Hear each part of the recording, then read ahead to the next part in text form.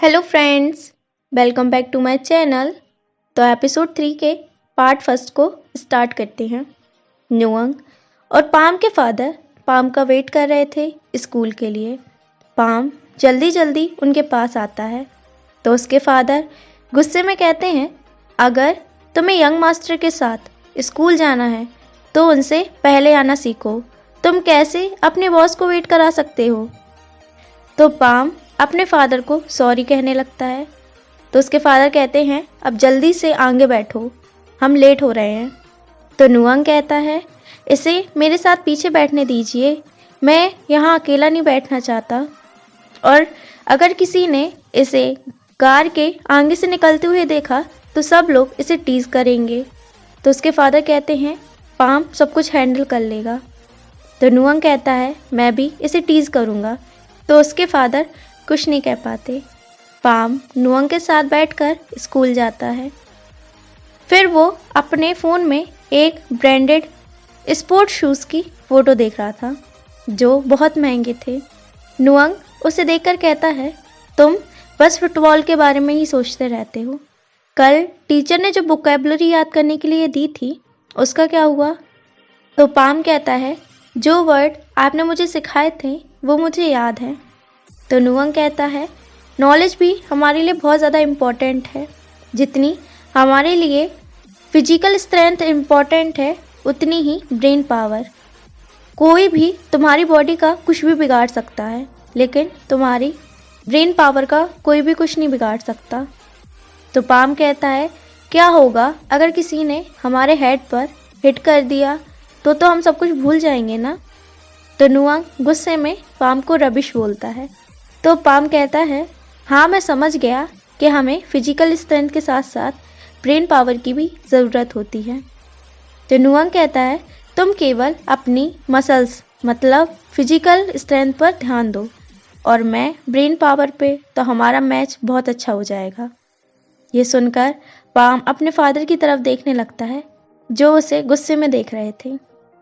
Class में teacher Chinese language में कुछ वर्ड्स लिखते हैं और सबसे उन वर्ड्स की मीनिंग पूछने लगते हैं। लेकिन जब क्लास में कोई भी उन मीनिंग्स को बताने के लिए खड़ा नहीं होता तो टीचर पाम को खड़ा करते हैं।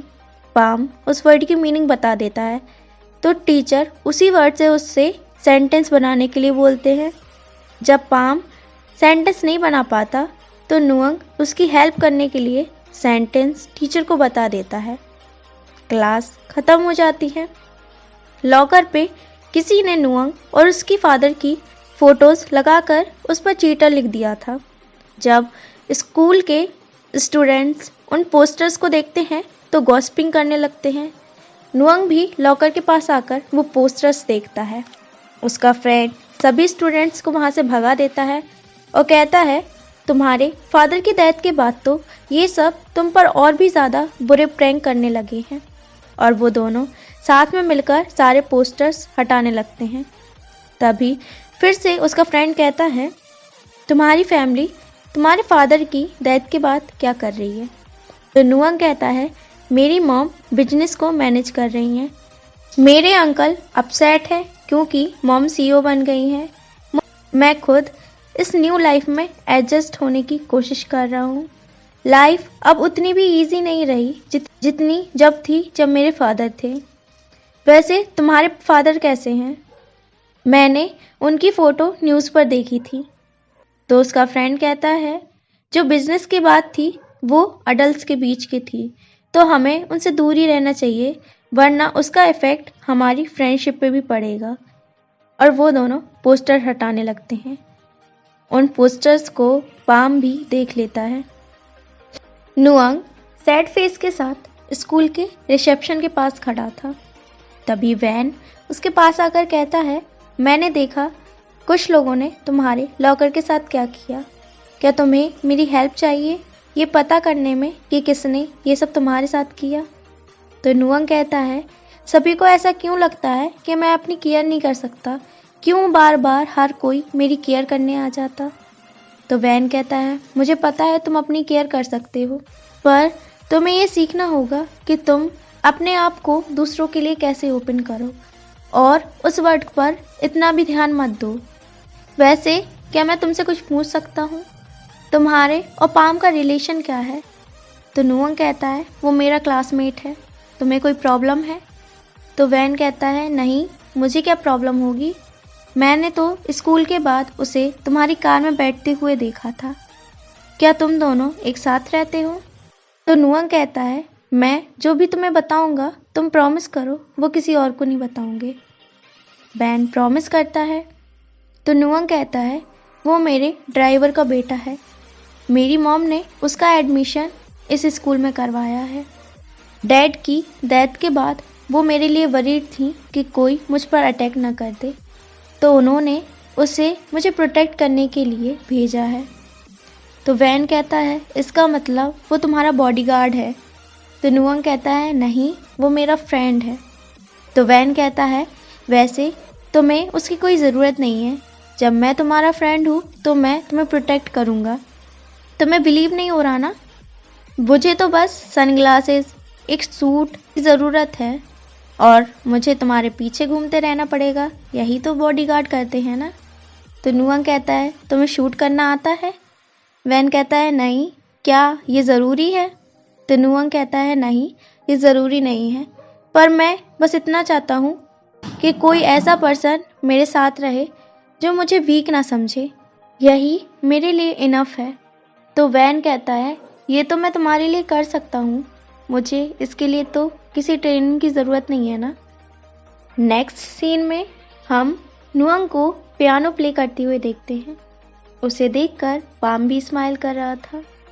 तभी वैन पाम के पास आकर कहता है क्या तुम डांस में इंटरेस्टेड हो या तुम यहाँ नुअंग के साथ आए हो? तो पाम कहता है मुझे यहाँ का एटमॉस्फेयर बहुत पसंद है, तो मैं नुअंग के साथ आया हूँ। तो वैन कहता है मुझे पता है, नुअंग की मॉम ने तुम्हें नुअंग को प्रोटेक्ट करने के लिए भेजा है, इसलिए तुम यहाँ आए हो।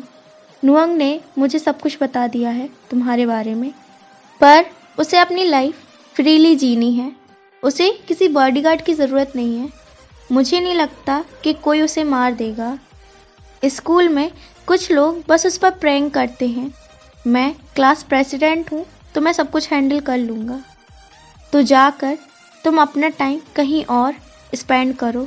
तुम्हें बास्केटबॉल खेलना पसंद है ना, तो तुम बास्केटबॉल क्लब ज्वाइन कर लो, मैं तुम्हारी हेल्प कर दूँगा क्लब ज्वाइन करने में।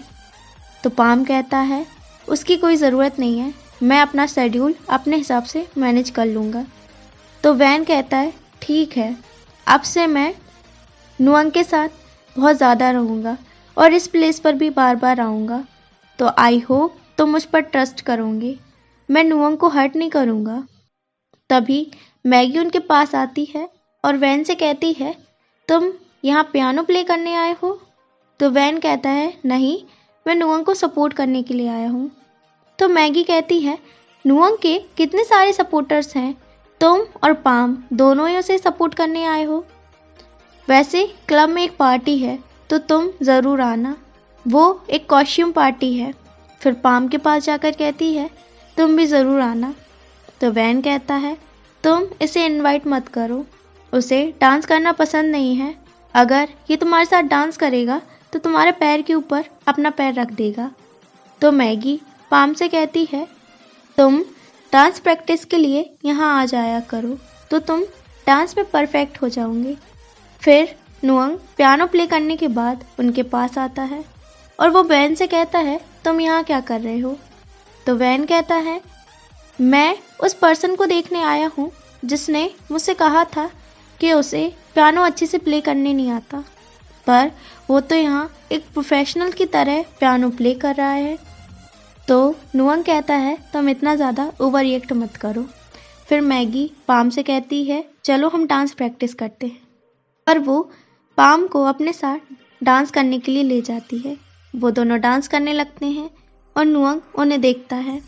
तो वैन नुअंग से कहता है क्या तुम मेरे साथ डांस करोगे? नुअंग मना करता है। तो वैन कहता है तुम हर बात के लिए इतना सीरियस क्यों हो जाते हो? और वो नुअंग के साथ डांस करने लगता है। नुअंग और पाम डांस करते करते सिर्फ एक दूसरे की तरफ ही देख रहे थे। नुअंग घर पे जाकर बहन की इंस्टा प्रोफाइल चेक करता है और स्माइल करने लगता है। फिर वो मैगी की इंस्टा प्रोफाइल चेक करता है। मैगी ने अपनी और पाम की साथ में फ़ोटो पोस्ट की थी, तो नुअंग उसे देखकर थोड़ा सैड हो जाता है। पाम अपने रूम में हैप्पी हो रहा था। वो इमेजिन कर रहा था कि उसके साथ मैगी की प्लेस पर नुअंग डांस कर रहा है। तभी उसके फादर उसके रूम में आते हैं और कहते हैं, तुम क्या सोचकर इतना स्माइल कर रहे हो? तुम्हें सुबह जल्दी उठना है ना, तो तुम जल्दी सो जाओ। पाम सो जाता है। नेक्स्ट डे बहुत सारे लोग तान्या की कंपनी के बाहर प्रोटेस्ट कर रहे थे। ये न्यूज़ नुअंग भी देख लेता है। तभी तान्या नुअंग के रूम में आकर कहती है, तुम इतने ज़्यादा स्ट्रेस्ड क्यों दिख रहे हो? तो नुअंग कहता है, मैंने न्यूज़ देखी तो मैं आपके लिए वरीड हो रहा हूँ। तो तान्या कहती है, तुम मेरी चिंता बिल्कुल मत करो, मैं ठीक हूँ। वैसे भी वो हमारी ज़मीन है, तो कोई भी हमसे वो नहीं ले पाएगा। तो नुअंग कहता है, डैड की डेथ के बाद आपको कंपनी में सीईओ की पोजीशन क्यों लेनी है? मैं नहीं चाहता कि कोई आपको हेट करे, आप पर अटैक करे। तो तान्या कहती है, मैं ये सब तुम्हारे लिए कर रही हूँ ताकि मेरे बाद ये पोजीशन तुम ले सको। तो नुअंग कहता है, आप अपनी केयर करना। पापा की डेथ के बाद तो ये दुनिया और भी ज़्यादा डेंजरस हो गई है। तो तान्या कहती है, मैं अपनी पूरी की टेक केयर कर रही हूँ, तो तुम भी अपनी केयर करना।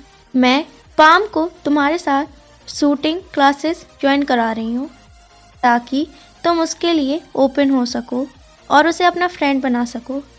वो ज़रूर हम लोगों से बहुत अलग है, लेकिन मुझे उस पर पूरा ट्रस्ट है कि वही है जो तुम्हें प्रोटेक्ट कर सकता है। पाम और नुअंग शूटिंग क्लास में जाते हैं। पाम की शूटिंग बहुत अच्छी थी। नुअंग कहता है, तुम शूटिंग कब से सीख रहे हो? तो पाम कहता है, बहुत सालों से। जब मैं फिशिंग बोट पर वर्क करता था तब मैं अपने साथ गन कैरी करता था, रॉबरी के डर से। तो नुअंग कहता है, तुम ट्रिगर यूज़ करते हुए उस पर्सन को सोचते होंगे जिस पर्सन को तुम बहुत ज़्यादा हेट करते हो। पाम कहता है, नहीं, मैं उस पर्सन के बारे में सोचता हूँ जिसे मैं प्रोटेक्ट करना चाहता हूँ, जो मेरी लाइफ के लिए बहुत ज़्यादा इम्पोर्टेंट हो, जिसके बिना मैं जी नहीं सकता। प्यार नफ़रत से भी ज़्यादा पावरफुल होती है, तो मैं उसी का यूज़ करता हूँ। क्या आप ट्राई करना चाहोगे? आप उस पर्सन के बारे में सोचना जिससे आप बहुत ज़्यादा प्यार करते हो, उसके लिए आप अपनी जान भी दे सकते हो। तो नुअंग कहता है, मैं अपनी मॉम को बहुत प्यार करता हूँ। तो पाम कहता है, तो तुम इस गन को यूज़ करो। उन्हीं को याद करते हुए नुअंग शूट करने के लिए तैयार हो जाता है। तो पाम उसे बैक से उसका हाथ पकड़ते हुए कहता है, तुम अब अपनी मॉम के बारे में सोचो और ये सोचो कि तुम उन्हें प्रोटेक्ट करने के लिए ये सब कर रहे हो। तो नुअंग शूट करता है और उसका निशाना बिल्कुल सही लगता है। फिर नुअंग पाम से कहता है, तो तुम उस पर्सन के बारे में सोचते होगे ना, जिस पर्सन को तुम बहुत प्यार करते हो। पाम कुछ नहीं कहता और शूटिंग करने लगता है। उसके निशाने बिल्कुल ठीक होते हैं। और यहीं पर पार्ट फर्स्ट ख़त्म करते हैं। अगर आपको वीडियो पसंद आई हो तो वीडियो को लाइक करें, कमेंट करें, अपने फ्रेंडों के साथ शेयर करें और हमारे चैनल को सब्सक्राइब करें। Thank you for watching. Bye bye and take care.